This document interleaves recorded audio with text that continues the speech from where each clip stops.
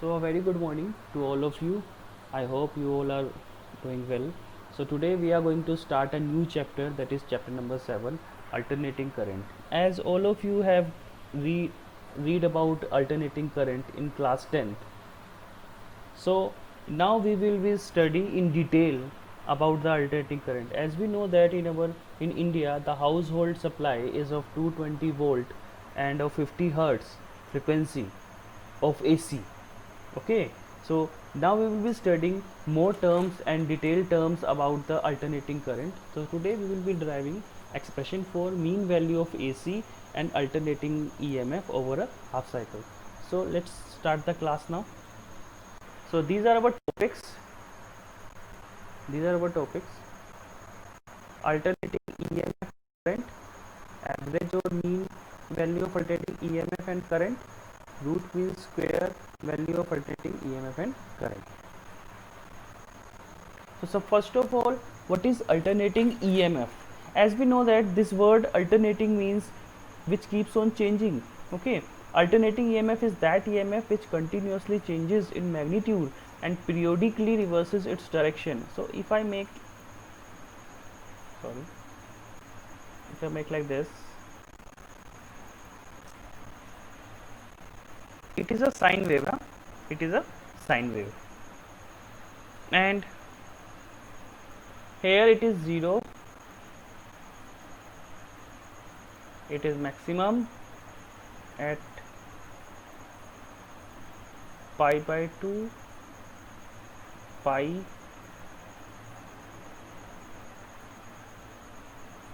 3 pi upon 4, and this is at 2 pi. Okay, and similarly alternating current is that current which continuously changes in magnitude and periodically reverses its direction. So these are the waves. In sine waves always start from 0. So what is the difference in sine and cosine wave? Sine waves does not involve heat loss, but cosine wave involves heat loss. That is why mostly inverters in your households are sine wave inverters, because sine wave inverters are more power efficient, energy efficient than the cosine wave inverters. Okay,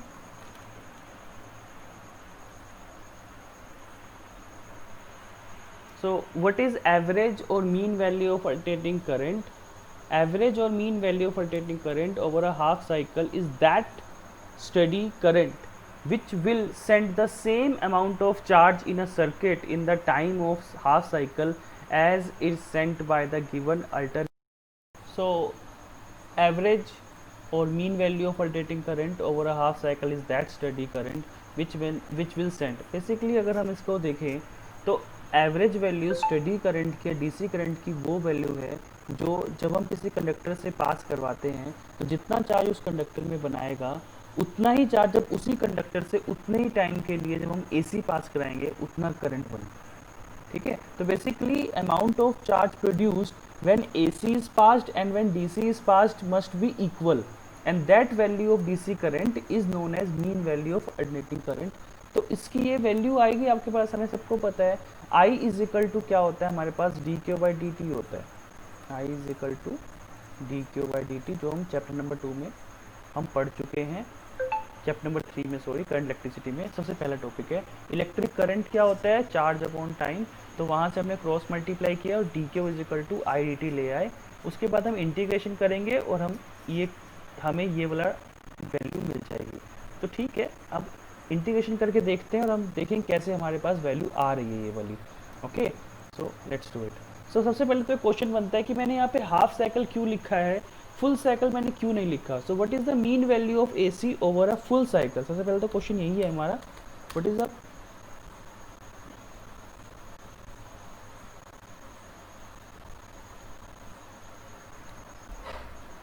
what is the mean value of AC over a full cycle.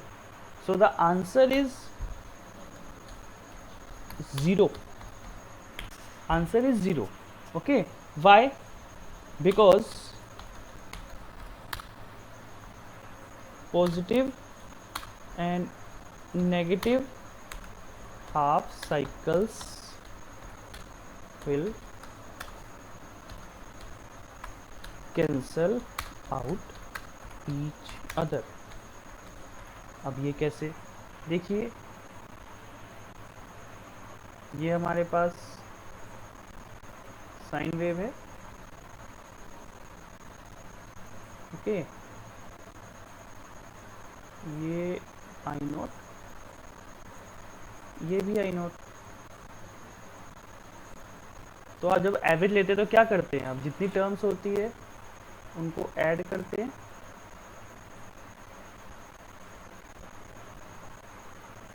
Plus minus,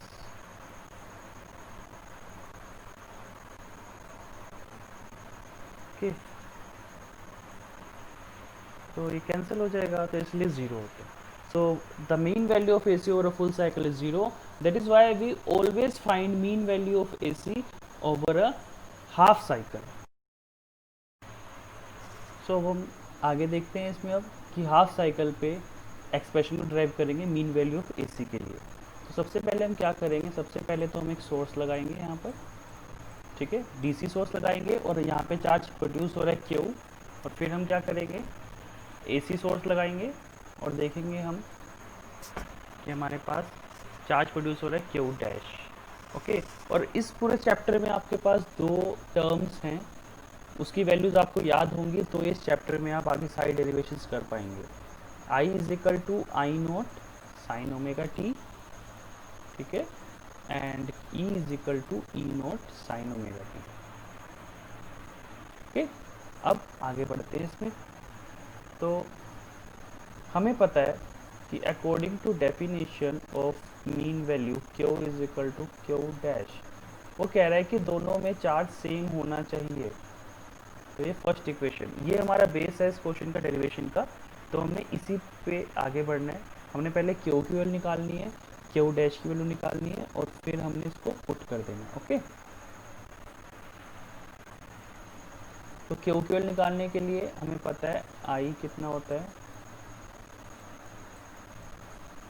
D Q upon D T, ठीक है। तो cross multiply करेंगे, D Q is equal to I D T, ठीक है।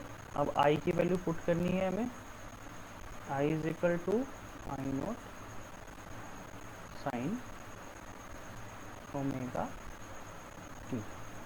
तो put कर देंगे इसको, तो पुट कर देंगे इसको, तो डी क्यू की वैल्यू आ जाएगी I naught sine omega T D T, okay. तो अब इसको इंटीग्रेट करना है हमें, इंटीग्रेटिंग बोथ साइड्स, तो डी क्यू को इंटीग्रेट कर देंगे, 0 से Q, आई नोट बाहर आ जाएगा, integration of sine omega T D T, 0 से t by 2, these are the limits, हाँ, 0 से t बाय 2, ओके। तो आगे बढ़ते हैं इसमें। अब सबको पता है साइन ओमेगा टी की इंटीग्रेशन क्या होती है, कोस omega T, okay. D Q की इंटीग्रेशन, सो अब आगे इसमें, तो हमने डी क्यू की इंटीग्रेशन कर ली, डी क्यू की इंटीग्रेशन होती है क्यू, तो उसके बाद हम लिमिट्स पुट करेंगे, 0 से क्यू, साइन ओमेगा टी की होती है माइनस कोस ओमेगा टी, और फिर ओमेगा टी की इंटीग्रेशन होती है ओमेगा, तो वहाँ से हम पुट करेंगे वैल्यूज़, और फिर ओमेगा की वैल्यू हम पुट करेंगे 2 पाई अपॉन टी, ठीक है। तो upper limit minus lower limit, Q minus 0 हो जाएगा यहाँ पर, ओके। सो यहाँ वैल्यूज़ हम पुट करेंगे,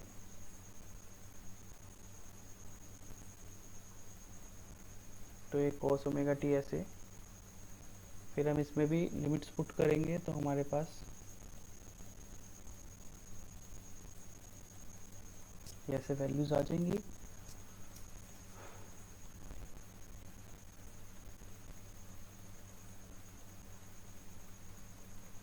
जैसे कि हम देख पा रहे हैं cos पाई की वैल्यू होती है -1, cos 0 की वैल्यू भी होती है -1, तो माइनस माइनस प्लस हो जाएगा और इस माइनस को कैंसिल कर देंगे तो 2 से भी 2 भी कैंसिल हो जाएगा। तो हमारे पास मेनली जो Q की वैल्यू आएगी वो आएगी I naught T upon pi, I naught T upon pi, this is the value of Q। तो ये हमारी बन गई question number 3।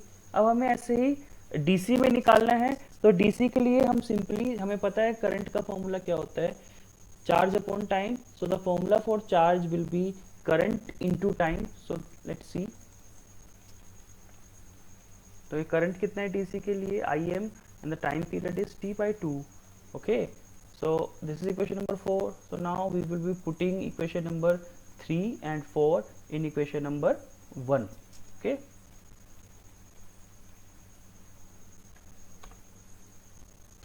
in equation 1.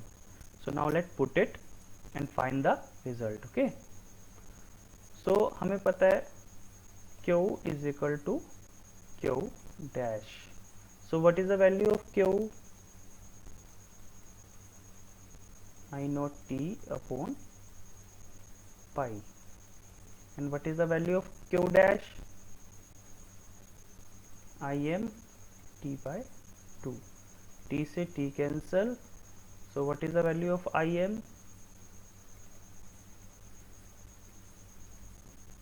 2 upon pi I naught. This is our value, and the value of pi is 3.14. When you divide 2 by 3.14, you will get 2 by pi is equal to 0.637.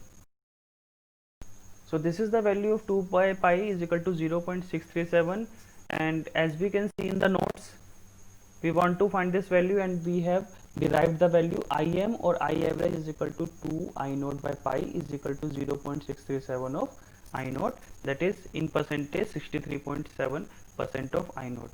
Similarly we will find the value of Em and E average. So what will we do, you will just change the values of, you will put here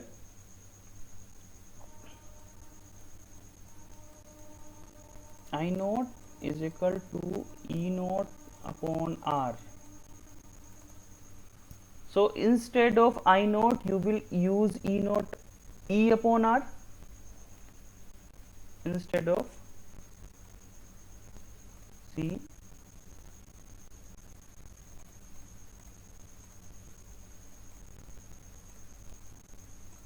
So instead of I in this equation,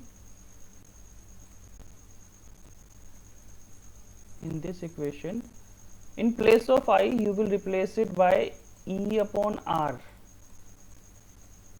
Okay, and then you will put the value of E is equal to E naught sin omega t, and similarly here in place of I m you will put E m upon R into t by 2. This R will cut, definitely this R will cut, जैसे I naught, so here your value will be E naught T R pi. Similarly in place of I m you will write E m upon R, so R will be cutted and you will get